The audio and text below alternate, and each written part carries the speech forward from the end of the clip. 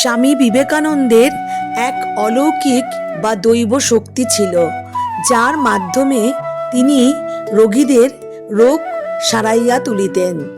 স্বামী বিবেকানন্দ যখন শ্রীরামকৃষ্ণের তিরোধানের পর পরিব্রাজক রূপে ভারতের নানা স্থান ভ্রমণ করিতেছিলেন, তখন তিনি কয়েকবার সাধারণ মানুষের বা ভক্তদের দুঃখ কষ্ট দূর করিবার জন্য নিজ আধ্যাত্মিক প্রভাব ব্যবহার করিয়াছিলেন।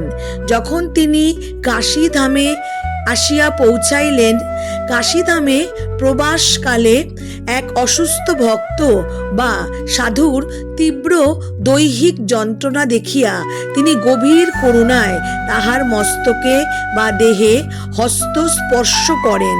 কথামৃত ও সন্ন্যাসীদের স্মৃতিকথা হইতে জানা যায়, স্বামীজির হস্তস্পর্শের অব্যবহিত পরেই উক্ত ব্যক্তির শারীরিক যন্ত্রণা তিরোহিত হয় এবং তিনি সম্পূর্ণরূপে আরোগ্য লাভ করেন।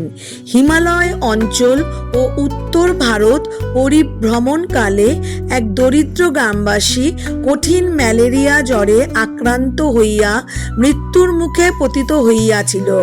চিকিৎসা সেবা ও পথ্যের অভাব দেখিয়া স্বামীজি অত্যন্ত ব্যথিত হন। তিনি উক্ত রোগীর নিকট উপবিষ্ট হইয়া ঈশ্বর চিন্তা ও মনঃসংযোগের মাধ্যমে রোগীর আরোগ্য কামনা করেন। স্থানীয় অধিবাসীদের বিবরণ অনুযায়ী স্বামীজির কেবল একটিমাত্র করুণা দৃষ্টি ও আশীর্বাদমূলক বাক্যে উক্ত রোগীর শরীরের উত্তাপ হ্রাস পায় এবং পরদিন প্রাতেই সে সম্পূর্ণ সুস্থ হইয়া ওঠে। শ্রীরামকৃষ্ণ পরমহংসদেবের ন্যায় স্বামী বিবেকানন্দ অলৌকিক উপায়ে রোগ সারানো বা মিরাকেল প্রদর্শনকে আধ্যাত্মিক জীবনের মূল উদ্দেশ্য বলিয়া মনে করিতেন না। এই বিষয়ে স্বামীজির দৃষ্টিভঙ্গি ছিল অত্যন্ত স্পষ্ট। অলৌকিক শক্তি প্রদর্শন অপেক্ষা মানুষের অন্তরের অজ্ঞানতা দূর করা ও আত্মজ্ঞান জাগ্রত করা অনেক গুণে শ্রেষ্ঠ। স্বামীজি সর্বদাই বলিতেন যে দৈহিক রোগ সারানো সাময়িক স্বস্তি দেয় মাত্র, কিন্তু মানুষের পরম মুক্তি ঘটে কেবলমাত্র আধ্যাত্মিক চেতনার উন্মেষের মাধ্যমে।